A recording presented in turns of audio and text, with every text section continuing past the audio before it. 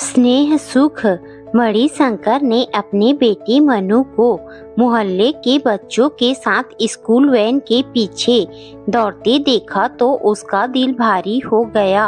मनु बार बार पूछता, पापा कब आएगी हमारी कार? सबके पास है, मुझे भी स्कूल कार से जाना है।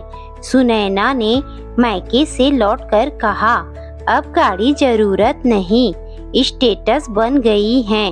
मुझे बस या रेल से कहीं जाना अच्छा नहीं लगता।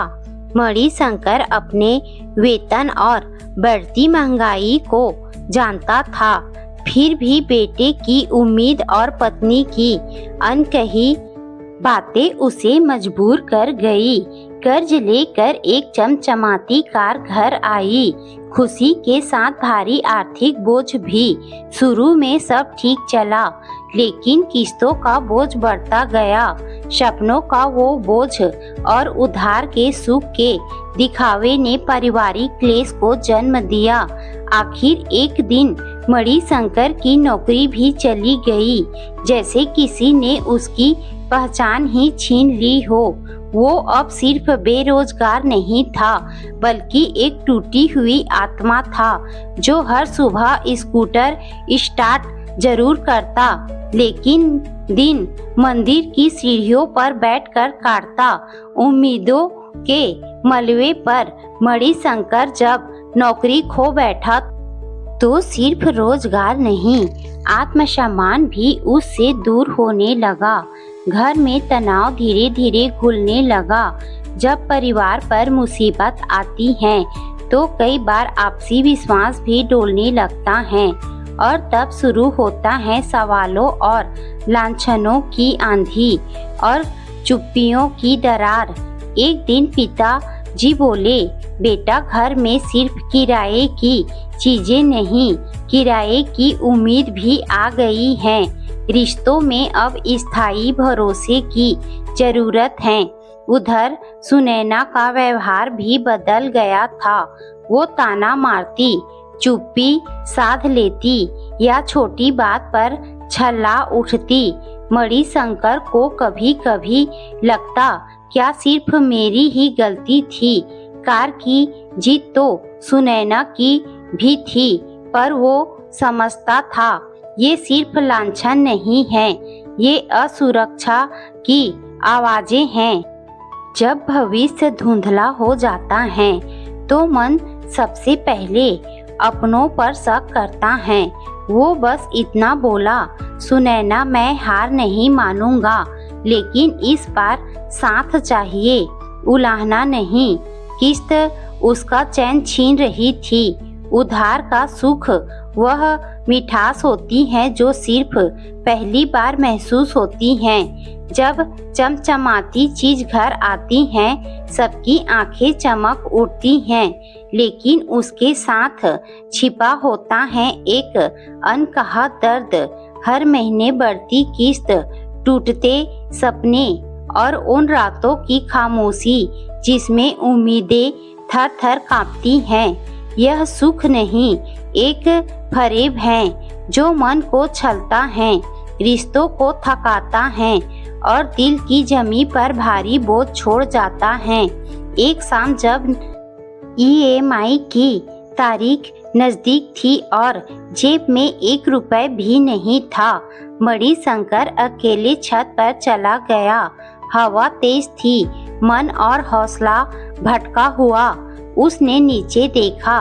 एक क्षण को लगा शायद यहीं से सब खत्म कर दूं, लेकिन उसी पल मनु की हंसी याद आई, सुनैना की आंखों का डर याद आया, पिताजी का हाथ अपने कंधे पर महसूस हुआ। बेटा, चीजें जिंदगी को आसान बना सकती हैं, पर जिंदगी का सुख संतुलन में होता है। मणिशंकर की आंखें भर आई। उसने तय किया, नहीं, हार नहीं मानूंगा। जीवन चलने का नाम है, ठहरने या टूटने का नहीं। रात को सुनैना रसोई में आई।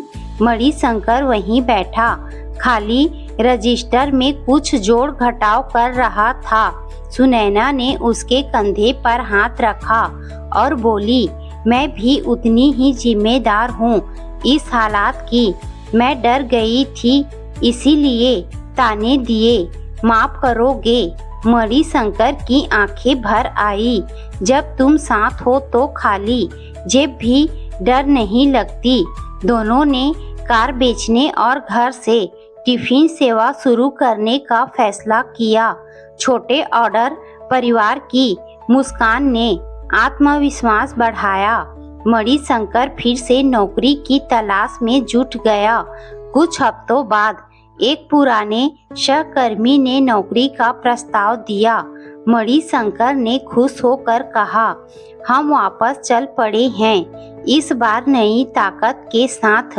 मनु ने कहा, पापा अब गाड़ी नहीं चाहिए, आपकी खुशी ही हमारे लिए काफी है। सुनैना मुस्कुराई।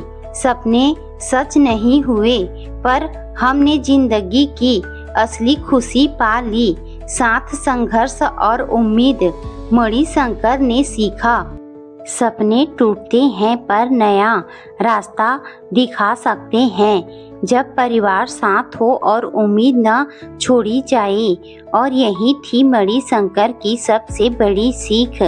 कभी कभी हम जिंदगी की असली खुशी को खो बैठते हैं, सिर्फ इसीलिए कि हम दूसरों की नज़रों में कुछ बनने की कोशिश करते हैं।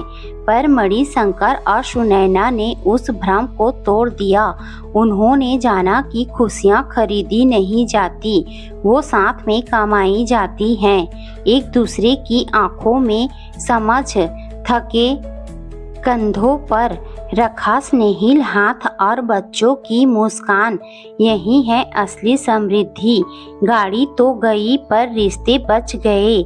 सपने टूटे लेकिन उम्मीद का सूरज फिर उगा।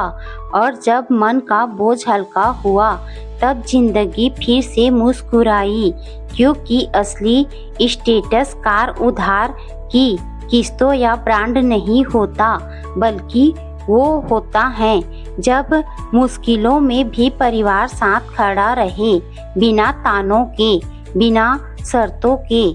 सुख वह नहीं जो दिखाता है, सुख वह है जो जिया जाता है।